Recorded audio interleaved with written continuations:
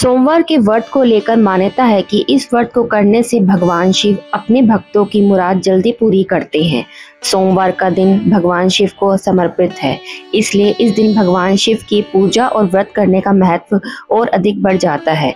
यदि आप सोमवार के व्रत की कथा करते हैं तो आपको सोमवार की व्रत की कथा करना और पढ़ना बेहद जरूरी है, क्योंकि इसके बिना आपका व्रत अधूरा माना जाता है। आइए जानते हैं सोमवार की व्रत की कथा। देवों के देव महादेव बहुत ही भोले माने जाते हैं, इसलिए उनका एक नाम भोलेनाथ भी है। पौराणिक मान्यता अनुसार भगवान शंकर को प्रसन्न करने के लिए किसी खास पूजा अर्चना की जरूरत नहीं होती है, क्योंकि कहा जाता है कि वह तो इतने भोले हैं कि भक्त की मन से की गई क्षणिक मात्र की भक्ति से ही वह प्रसन्न हो जाते हैं। अगर आप भी शिव की भक्ति और कृपा पाने के लिए सावन के सोमवार का व्रत करते हैं तो इस कथा से भोलेनाथ को प्रसन्न कर सकते हैं। तो चलिए जानते हैं कथा क्या है। किसी एक नगर में एक साहूकार रहता था। उसके घर में धन संपत्ति की कोई कमी नहीं थी, लेकिन कोई संतान ना होने के कारण वह अत्यंत दुखी रहा करता था। संतान प्राप्ति के लिए वह हर सोमवार को व्रत रखता था और पूरी श्रद्धा के साथ शिव मंदिर जाकर भगवान शिव और पार्वती की पूजा अर्चना किया करता था। उसकी भक्ति देखकर एक दिन मां पार्वती प्रसन्न होकर भगवान शिव से साहूकार की मनोकामना पूरी करने के लिए भगवान शिव से निवेदन किया। पार्वती जी के आग्रह करने पर भगवान शिव ने कहा, हे पार्वती, इस संसार में हर प्राणी को उसके कर्मों का फल अवश्य मिलता है और उसके भाग्य में जो भी होता है उसे भोगना ही पड़ता है।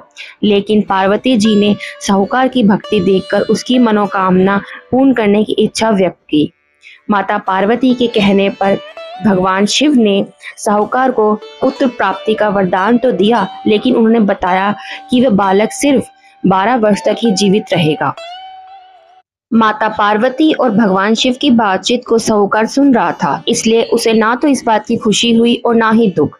वह पहले की भांति भगवान शिव की पूजा करता रहा। कुछ समय के पश्चात साहूकार की पत्नी ने एक सुंदर पुत्र को जन्म दिया।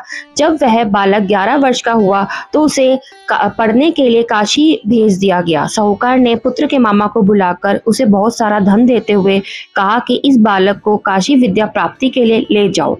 तुम लोग रास्ते में यज्ञ कराते जाना और ब्राह्मणों को भोजन दक्षिणा आदि देते हुए जाना। दोनों मामा भांजे इसी तरह यज्ञ कराते हुए और ब्राह्मणों को दान दक्षिणा देते हुए काशी नगरी के लिए निकल पड़े।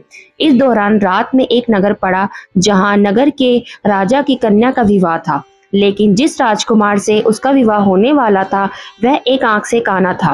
राजकुमार के पिता ने अपने पुत्र के काना होने की बात को छुपाने के लिए सोचा क्यों ना साहूकार के पुत्र को दूल्हा बनाकर राजकुमारी से विवाह करा देता हूँ। विवाह के पश्चात इसको धन देकर विदा कर दूंगा और राजकुमारी को अपने नगर में ले आऊंगा। लड़के को दूल्हे के वस्त्र पहनाकर राजकुमारी से विवाह करा दिया गया।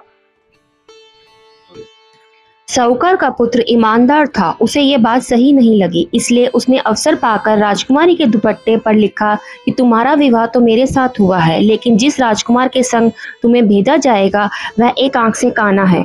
मैं तो काशी पढ़ने जा रहा हूँ। जब राजकुमारी ने चुन्नी पर लिखी हुई बातें पढ़ी तो उसने अपने माता पिता को ये बात बताई। राजा ने अपनी पुत्री को विदा नहीं किया और फिर बारात वापस चली गई। दूसरी ओर साहूकार का लड़का और उसका मामा काशी पहुंचे और वहां जाकर उन्होंने यज्ञ किया। जिस दिन लड़का 12 वर्ष का हुआ उस दिन भी यज्ञ का आयोजन था।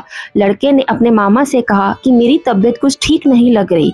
मामा ने कहा, तुम अंदर जाकर आराम कर लो। शिवजी के वरदान के अनुसार कुछ ही देर में उस बालक के प्राण निकल गए।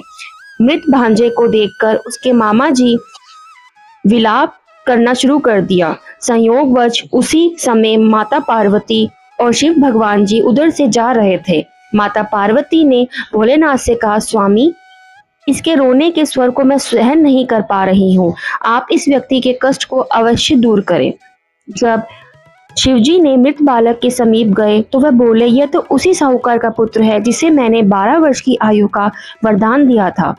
अब इसकी आयु पूरी हो चुकी है, लेकिन मात्र भाव से विभोर माता पार्वती ने कहा कि हे महादेव, आप इस बालक को और आयु देने की कृपा करें, अन्यथा इसके वियोग में इसके माता पिता भी तड़प तड़प कर मर जाएंगे। माता पार्वती के पुण्य आग्रह करने पर भगवान शिव ने लड़के को जीवित होने का वरदान दिया।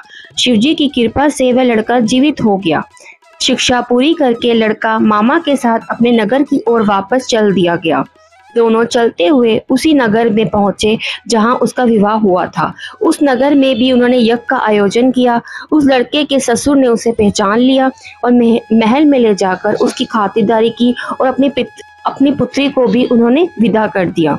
उधर साहूकार और उसकी पत्नी भूखे प्यासे रहकर अपने बेटे की प्रतीक्षा कर रहे थे। उन्होंने प्रण कर रखा था यदि उनके बेटे की मृत्यु का समाचार मिला तो वह भी अपने प्राण त्याग देंगे, परंतु अपने बेटे को जीवित होने का समाचार पाकर वे बहुत प्रसन्न हुए। उसी रात भगवान शिव ने साहूकार के सपने में आके कहा, हे श्रेष्ठी, मैंने तेरे सोमवार के व्रत करने और व्रत कथा सुनने से प्रसन्न होकर तेरे पुत्र को लंबी आयु प्रदान की है। इसी प्रकार जो कोई व्यक्ति सोमवार की व्रत करता है या कथा सुनता है या पढ़ता है, उसके सभी कष्ट दूर हो जाते हैं और सभी मनोकामनाएं भी पूर्ण होती है।